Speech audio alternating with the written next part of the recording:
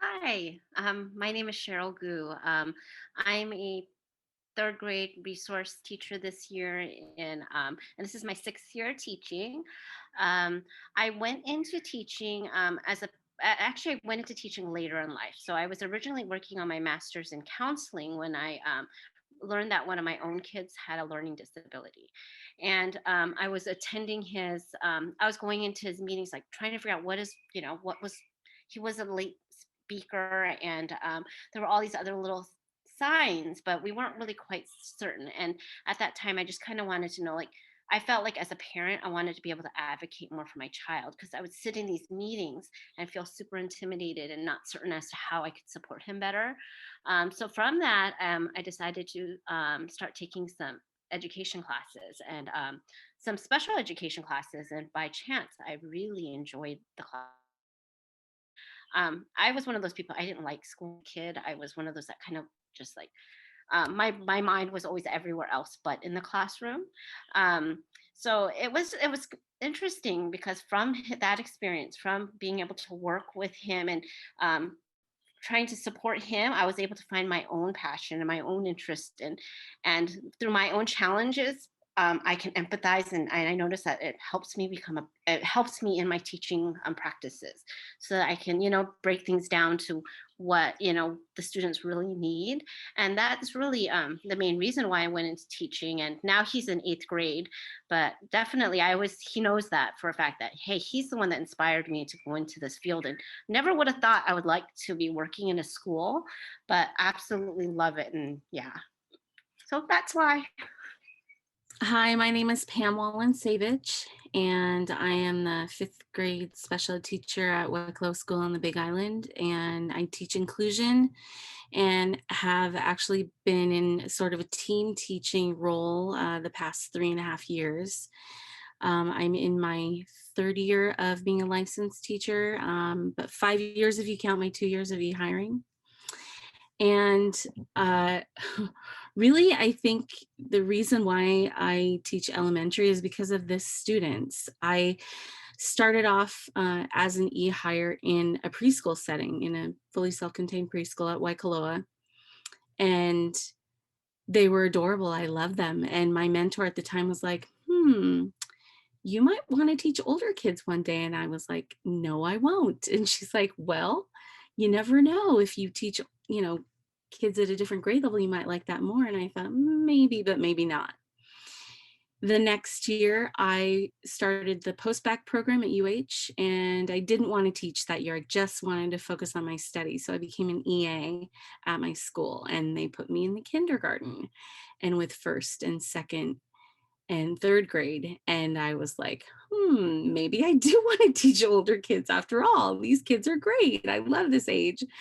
And I consequently just started teaching like a little bit older because of the circumstances at my school and movement of teachers. I was able to move to a fifth grade position last year, and I really never thought I would ever want to teach fifth until I started teaching fifth. And I love that age. So that's how I became an elementary school teacher. Hi, my name is Datina Smith. I'm in my 10th year of teaching. I am an FSC teacher. As for why elementary, I've actually taught preschool all the way to 21-year-olds and have skipped around a little bit, but I found like this is my resting place, but I enjoy them all. Hi, my name's Jenna Oski. This is my fifth year of teaching.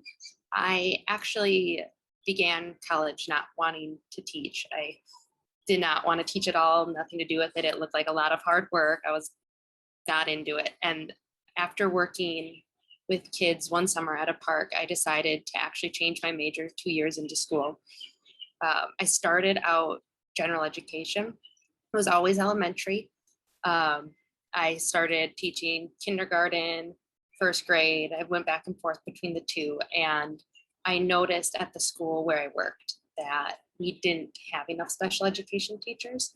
A lot of my students were getting the services that I thought that they really needed, that they deserved, that they're supposed to get. And I knew there was a shortage of teachers. So at that point, I actually left teaching for a year and started my master's program for special education. And since then, and I've been in special education and I absolutely love it. When I started my college years, I didn't think I'd ever be here. And now this is where I feel like exactly where I'm supposed to be.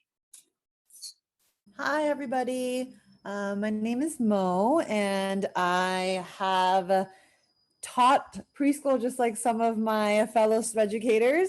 And I thought I'd be there my entire life, but then saw a job opening happens right in front of you, and then you end up teaching the older ones, right?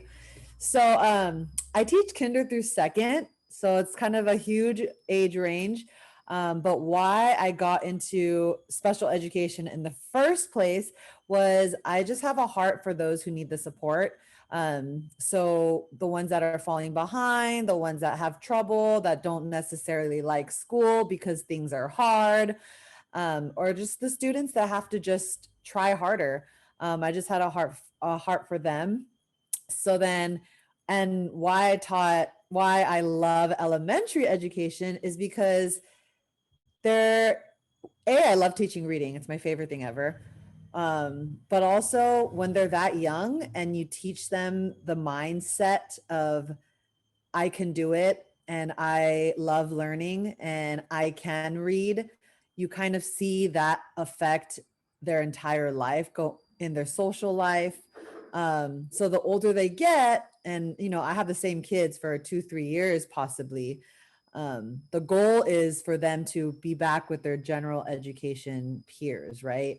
So as having the 3 grade levels at such an early age, you can see their development and progress, to the point where you build a relationship with their parents and families where they trust you. If you tell them, you know what, they're doing so much better, they're making so much progress, let's lessen the minutes of special education.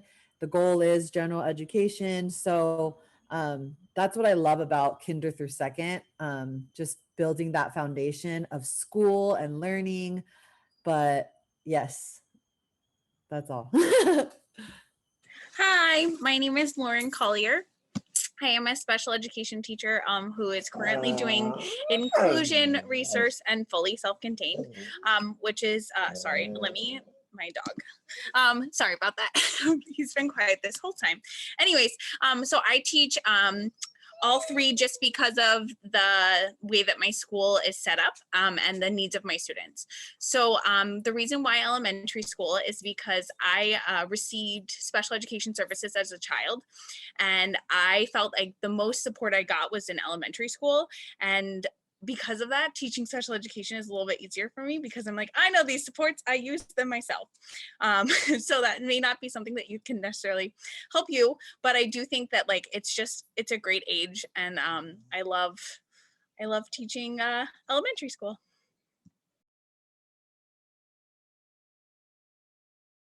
I'll go ahead. I didn't really share why special education. Originally, I went to school thinking I wanted to be a high school English teacher.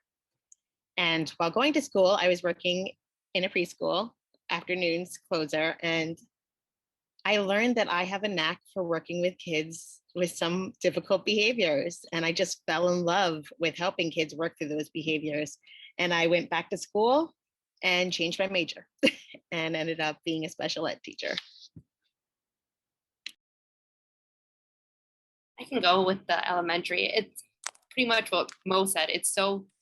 I love elementary because they're learning all those fundamental skills. So to actually see a child who can't read to all of a sudden they just make such big jumps in those early years. It's so cool to see that development and to know that you're part of that development.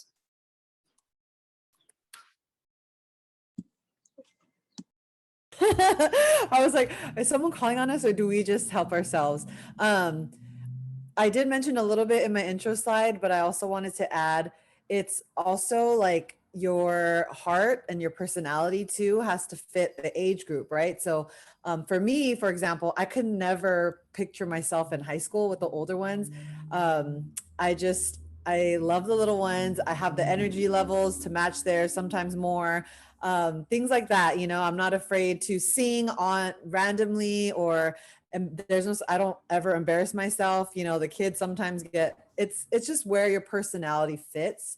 So I think, all my SPED educators could agree that when they're with their elementary kids, or, from 5th grade, whatever age, me in particular, it's kinder through 2nd. So I kind of have to wear different hats. With my kinder, I have to be a certain way, speak a little bit higher.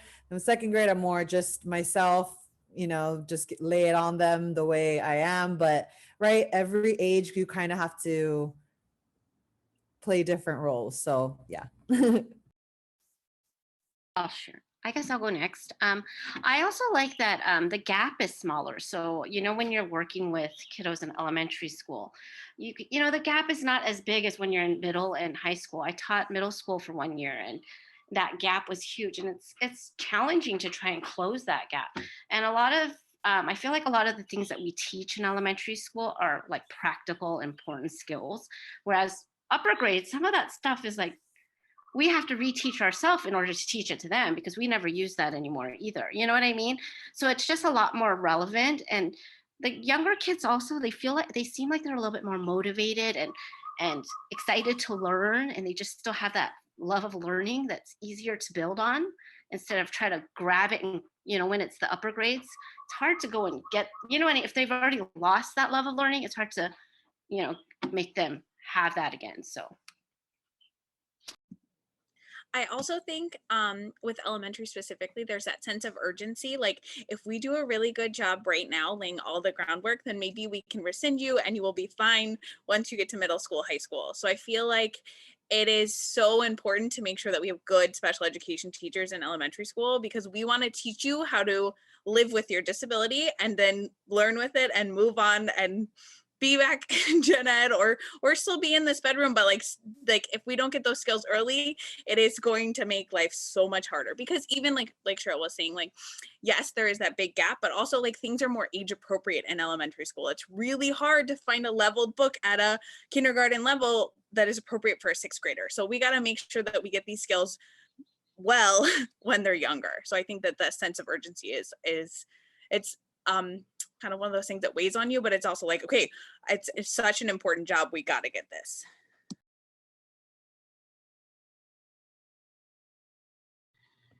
Speaking as a 5th grade special ed teacher, that reading piece is so important. They're already, my struggling readers are already becoming acutely aware of how they don't read like their peers, and they don't want to be singled out from their peers, like into another reading group, or have to read a book that's maybe not exactly a chapter book like what their peers are reading. They are really aware of those differences. And that's why I think, teaching the reading skills, the foundational reading skills at the younger age is so important. And frankly, one of the things I do miss about teaching 1st grade elementary, and to kind of segue a little bit to my reason why I wanted to become a special education teacher in the first place, was because of all of those moments that we get as SPED teachers, where we get to co-experience their gains. We put so much time into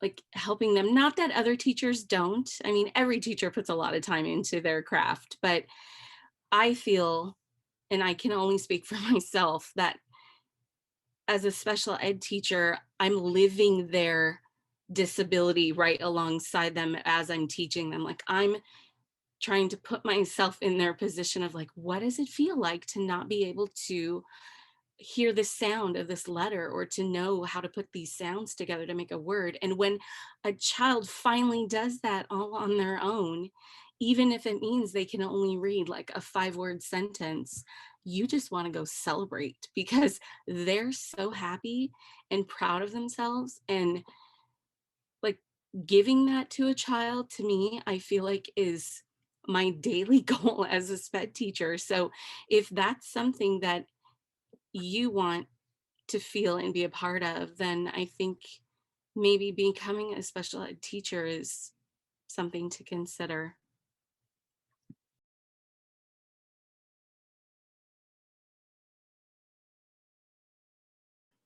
I'm gonna go first because I have a rather large caseload. I have 15 students this year, which is a lot for an FSC resource inclusion because it's a lot of things all over the place, and we're K to 6.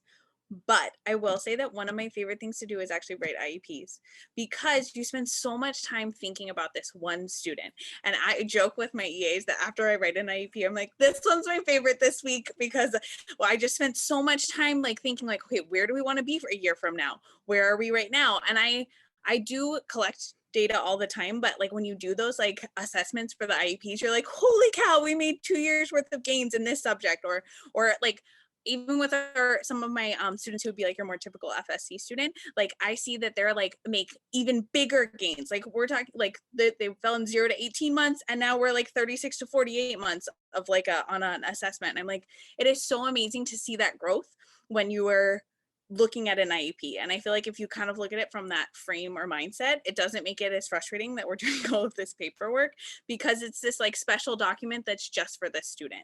I also think, especially in an FSC or in like an elementary school, like a lot of them like guide what you're going to be doing. So they're pretty important, you know, like I think that like, you know, there isn't always a great FSC curriculum for you to use. So it's nice that like this is a very like wonderful thing to help with the child.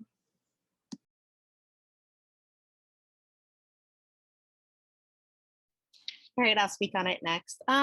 I mean, as far as implementing the IEP, I feel like that's a continuous thing that doesn't just stop. It's the whole purpose is you're working on the goals all day, every day. As far as writing them, I think it varies. I mean, I have kids that I can spend multiple hours, but I don't usually do it all in one chunk. I like to open my IEPs probably almost a month in advance and start kind of like make that outline and just keep tweaking it until probably about a week before the meeting, which is when I typically send them home to give my parents a whole week to read it over. And then they have their edits ready. And that makes our meetings run so much smoother. So that's like something that I really think is important. Give your parents time to read them because most people don't like to see a piece of paper right in front of them and that be the first time they're reading it because they can't really digest it and process what's on the paper. A resource that I use, I went to a training and I love the program, is Goal Book Toolkit. And that has amazing just resources and information. And you can like plug in what your kids are working on and it helps formulate goals. So that's it.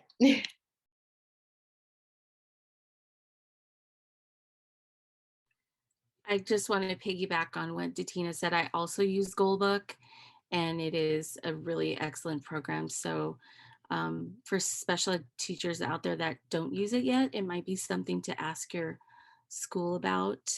It really takes you through the PLEP, the summary, all the way to, you know, your goals and accommodations, etc. And it even has assessments you can do in preparing your goals. So I just to add to answer to the question, I think it also really depends on your student and their needs. Sometimes you will have a student that may, like I have a student this year that has just one goal really. Sometimes I have students that have 4 or 5 goals. So it can vary according to your caseload.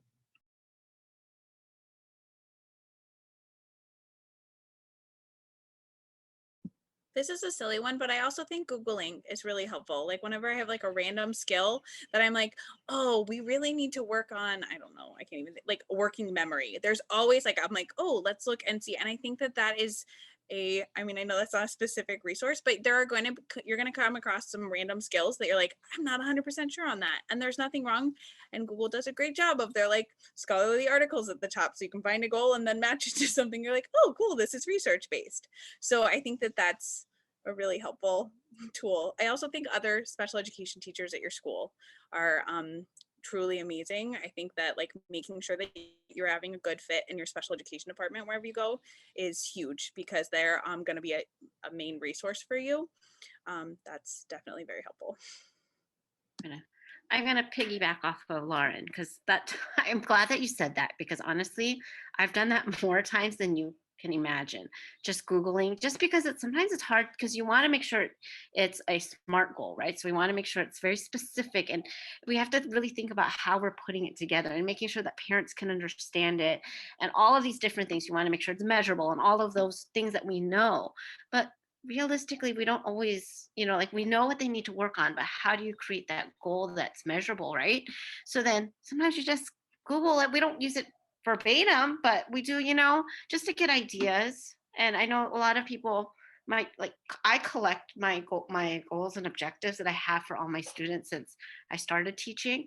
And that way I and I can see how I've grown, and I've gotten a lot better at making it way more explicit. Each objective is way more detailed and understandable for the next teacher or whoever the supporting staff is that's working with the kids.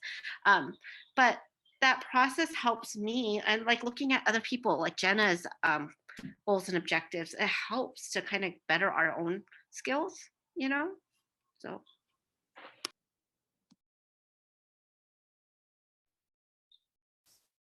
And even off of that, I know we actually just recently had a discussion. We were as a group working on creating data sheets to go with our goals. And what we all kind of realized is that by creating these data sheets almost before you like solidify a goal is really helpful, because you can kind of see what you need to take data on and how you need to take it. Because sometimes I will say, like, find a goal, like Google a goal, or you'll find it in goal book, or you'll ask someone else and it doesn't quite, you think it makes sense, but then when you go to take the data, you realize, oh wait, I don't know how exactly I'm going to do this. So when you make those goals, it's really helpful to even just run through your head, what would my data sheet look like and how would I collect that data? Is it realistic for me to collect it this often in this way? Because that's really ultimately what's going to keep driving your IEPs. Are they meeting these goals? Are there other goals that they want to hit? All those types of things.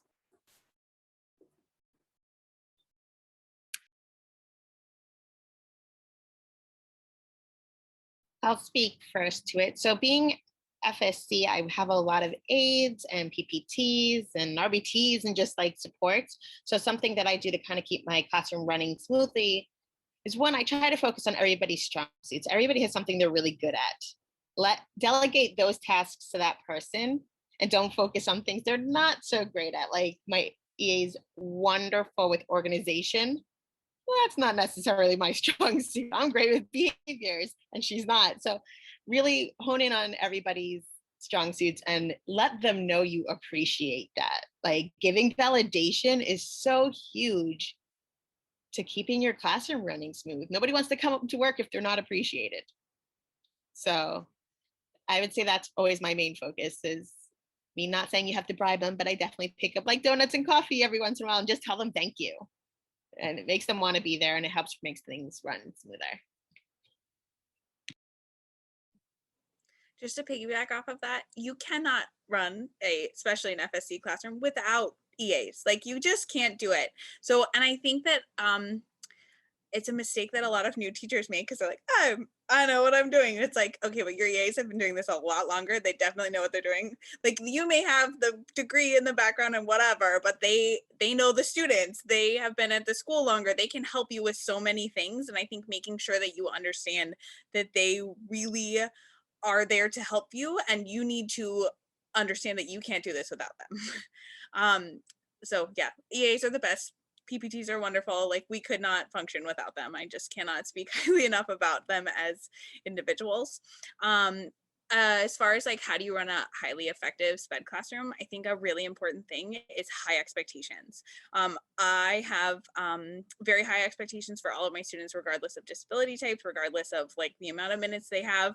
Like my EAs all joke that like my classroom is the hardest classroom to be in. The gen ed classroom is like where they have a break and a good time. And I'm like, we're catching up. I don't really care.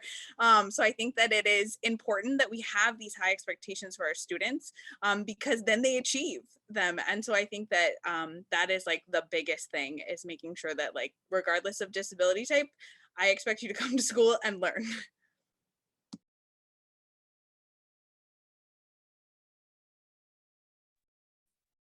I think I can speak a little more too on that collaboration piece, because when I'm mostly inclusion, I have a few students who are resource, but because I'm inclusion, I don't really have a classroom. So this year I did have one because of COVID, and we had our special education students coming to school, but not our gen ed students. So I did have a classroom and they were coming during then.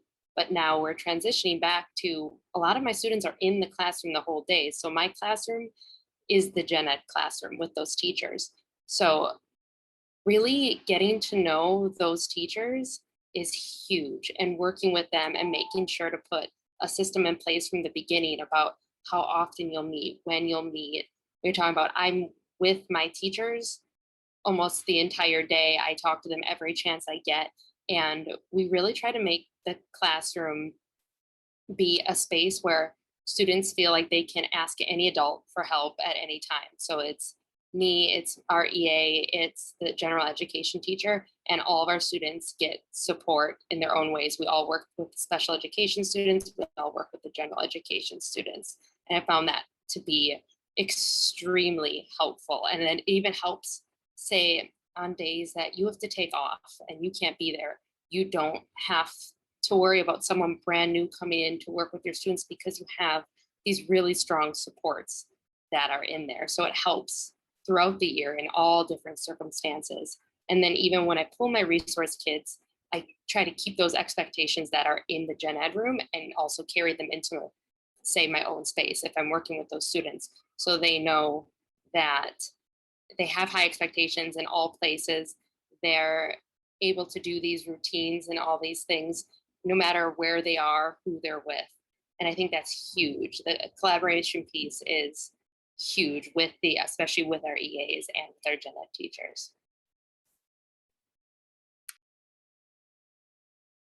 I guess to add further, because it's really the emphasis has been really on communication is such a critical component of a successful special education teacher, and that includes that communication with the parents and the families, the caregivers, whoever it is, and the other support staff. So like if your kids have OT or PT or speech, just finding ways to be able to keep those lines of communication open with them and being receptive to them. And even honestly, collecting documentation so that you have that in the foreground, thinking about that. And it just makes it a lot easier when things come up that that are hard, like things are like if they're regressing or something like that, or things are happening at home, having those conversations become a lot easier when you have that solid communication built in with your team. So that's definitely something. One more thing is establishing like your routines and rules and making sure that everyone is clear on them is super important. You want to make sure that discipline is taking place the same way with every single person you're working with, or even if it's gen ed to special ed, you don't want to have like completely different rules for the kids. So establishing all of that before the school year even really gets started is important.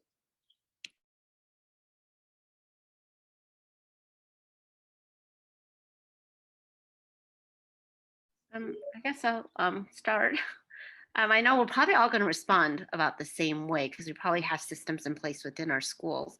But typically I would go to like administration if I needed guidance, or my other team members. So whatever grade levels I'm working with, be it them and as well my SPED team, because that's, a lot of times as a SPED teacher, you notice that we're kind of stretched in different ways because we're part of a grade level, plus we're part of our SPED team. So in a way, we have more options and more resources to pull from. But yeah, I would say that they're initially my first go-tos is my SPED and my grade level, then admin and like the district teachers.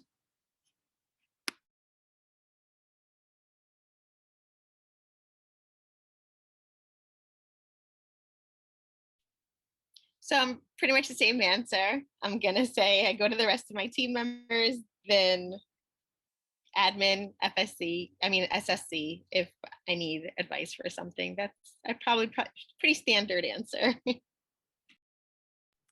So my answer is a little bit different just because I've been at two schools and this is only my third year teaching special education. And I'm huge on relationships. So for example, someone you might want to go to for guidance might be your administration at, at one school, and then another school, it might be, I don't know, a general education teacher in sixth grade. You know what I mean? It's just who you feel comfortable going to. So I've had in both schools I've been to, I've been going to different people for help. So I can't just say like, oh, their position or whoever they were, but it's more like, okay, I'm going to get to know my fellow coworkers. And, as a new teacher, it's really, sometimes you're embarrassed to ask for help or embarrassed to ask certain questions like, oh, I should know this. I don't really want to ask my admin this question. Maybe I'll ask a fellow SPED teacher, right? Or something like that. I think it's just building that trust with your team, with your entire school and all the teachers. And I think that's the best way you can get guidance is being comfortable with asking for it. Just to piggyback on what Mo was saying, my co-teacher and I went to each other for guidance. Like, she was really my first point of contact because I was like Jenna, I was in the room with her all day and she understood special education very well. Sometimes I would go to her before my SPED team, but they were definitely a strong resource for me. I also am still in contact with my mentor, and one of my friends who went through the post-bac and the master's program, she and I constantly are in contact and share ideas and look to each other for guidance. So yeah, like Mo was saying, a lot of us will have the similar resources, but you may have different ones from what we're sharing.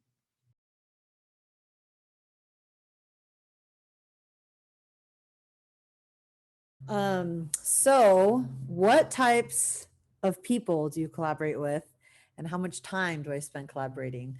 Well, I do work with 3 grade levels, so kinder, first, and second. So I have the most students in second grade, so I spend the most time collaborating with my second grade general education teacher. And then, of course, also the grade that's coming up to you collaborate with. So right now I'm collaborating a lot with preschool because I'm going to get some of their students next year. So I go to their meetings, they invite me, they want my input. So the collaboration is really, it's never ending, but it's what makes the job so fun because this is my first year at Red Hill and I feel like such a part of the family already because I'm collaborating with pretty much everybody, right? The entire SPED team too. We have a pretty big SPED team.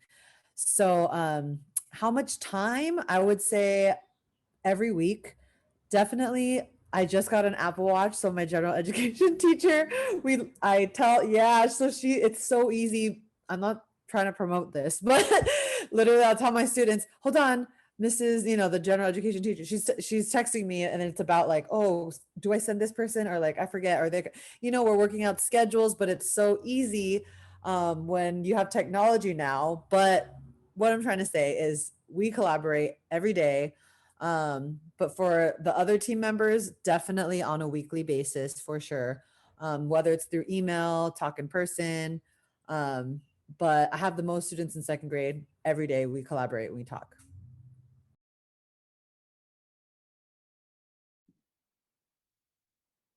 Same. So I'm K through 5. So I have to reach out to all of those gen ed teachers on probably I'd say a weekly basis. I try to stop in every single one of their rooms just to touch base and make adjustments for the next week. The aides and all the people in my room. Also the parents. A lot of the times the parents, because I don't have all the answers for their kids. So it helps to call home and, is this going on at home? And what do you think? How can we work on this? So that happens pretty frequently too. I would say a lot of your job is collaborating and communicating. It's ongoing. Yeah, I think like all day long. Like there's always like, especially now that it's like we have their online check-ins. I'm like, hey, you got to check in at 8:30 for your like homeroom morning meet, and then I like will go on their website. So even if it's not a direct text, I'm like always looking like, okay, which teacher has which website? And I just, because everything's online this year, I was like, can you just add me as a student to your class to all of my teachers so that I just get like the, this was due, this was not due, that kind of thing. And I think that helps. But I would say it's like, and I'm K to 6, so I think that I'm with Tatina, and that it's like, as always, it's just so many people. But I think it's really good because, like Mo said, like I know what's coming next, and I know the next expectation. So I'm like, we really got to get this like writing sentences down, because next year we got to do paragraphs, and then after that we're gonna have to do this. So I think that it helps. Like I know the Common Core like the back of my hand because of all of the different grades that I work with.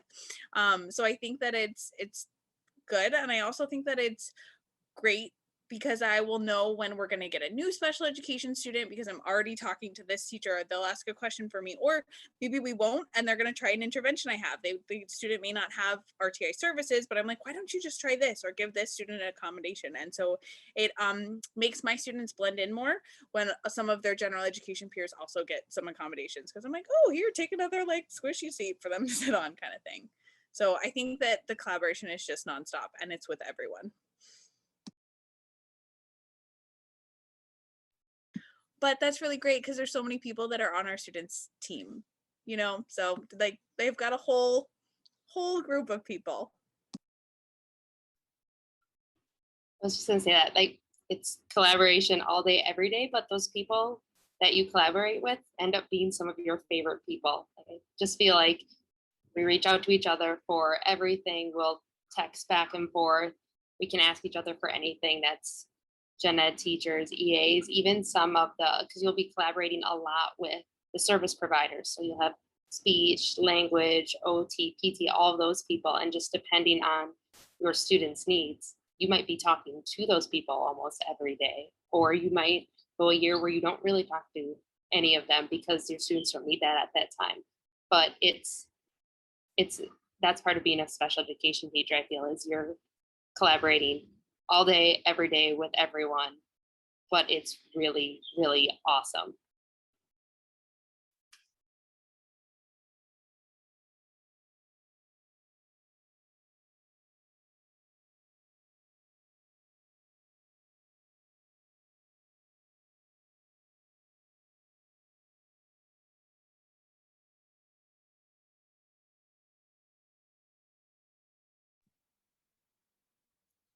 I think that was the last slide. Are we seeing if anybody has questions or? Yeah, so that was the last slide. There are currently no questions in the chat. Does any of the participants have questions? If you do, please type them in and I will read them for you for the SPEDucators to answer. Because we have about 7 more minutes before we wrap up. Okay, we do have one. What is your weekly, daily routine or schedule with your students, or for your students, sorry.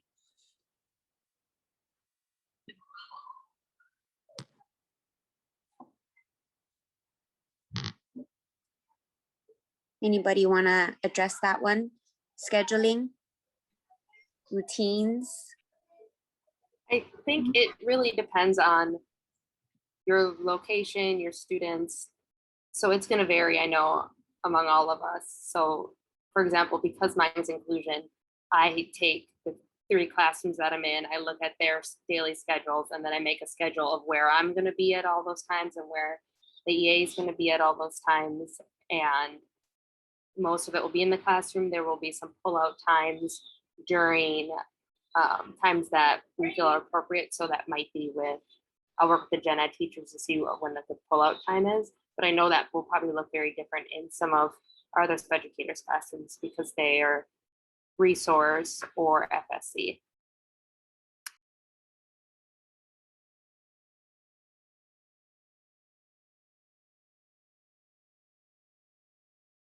So how would you work with a gen ed teacher? I mean, that's always a difficult position to be in, and you just have to keep trying to communicate. And I mean, if the person's open into modeling that or trying to spend some time in the classroom to help assist, sometimes it gets better and sometimes it doesn't, and you just have to keep trying. I mean, it's unfortunate that not everybody's always going to be on the same page, but you just have to stay optimistic and keep plugging away and working to try to get on the same page and try to,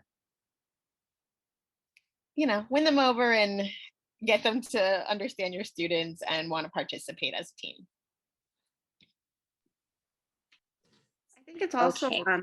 important to remind them, by law, there's, we're mandated by law to make sure that we conform, and we're creating these IEPs not just for show. These are because these kids need these services, and the team agreed, them being a part of that team agreed on that. So that's important. Of course, that communication and having those interactions with them is also important, but shedding light onto, they shouldn't have agreed, within that team when you guys had that meeting, that these are going to be the supports that this student is supposed to be receiving, right? So I think building that respect with each other from the get-go is such a critical thing, and having the data to back it up and the reasoning, the rationale, it's all there. So just communicating that you're serious about, why you're in this, as a special education teacher, them knowing that you're not going to be like, okay, yeah, whatever, is important, to build that relationship, also to build that respect level so that they know that, there's boundaries there and they're there for a reason. Yeah.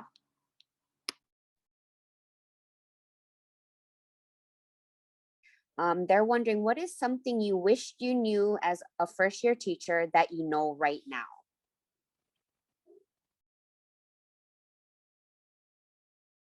So this is actually my first year license. I was an emergency hire for 2 years. So I would love to answer this question. It gets easier. You get better. My first year, I would go on my runs and just stop, break down, and cry because I was so overwhelmed. You're gonna be overwhelmed, and I thought this is not the job for me because it's stressful and I miss being with my students.